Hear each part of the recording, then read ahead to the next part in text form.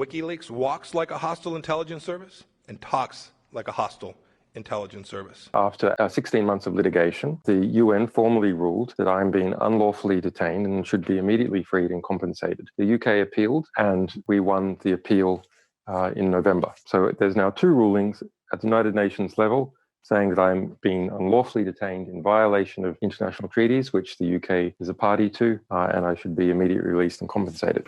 We have to recognize that we can no longer allow Assange and his colleagues the latitude to use free speech values against us.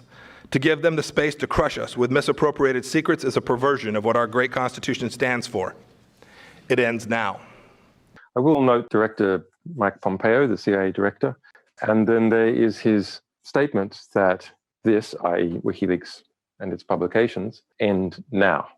It's time to call out WikiLeaks for what it really is: a non-state hostile intelligence service often abetted by state actors like Russia. How does he propose to conduct this ending?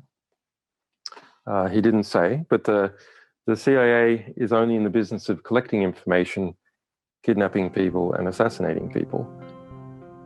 The case against Julian Assange sets a dangerous precedent for journalists and editors everywhere. Julian now faces 175 years in prison for publications which revealed evidence of war crimes, torture and human rights abuse. Julian and WikiLeaks have won numerous awards the world over for this important work. The material was published together with more than 100 media partners around the world, including The Guardian, The New York Times, Der Spiegel, Le Monde, El País and so many others. For now, Julian is the only person who's facing prosecution for publishing this material. But as we've warned since 2010, this is a precedent that can and will be used against editors and journalists everywhere.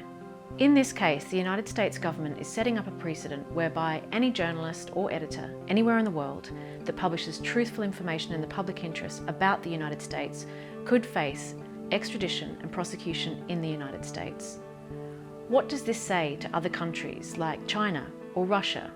How would we react if Saudi Arabia sought to extradite a British or American journalist to face prosecution in Saudi Arabia for having published information about Saudi Arabia? Already we're seeing Bolsonaro's Brazil using the case theory that the United States is using against Julian Assange to prosecute American journalist Glenn Greenwald. Who will be next? Julian is now in a high security prison here in London where I have to go to visit him.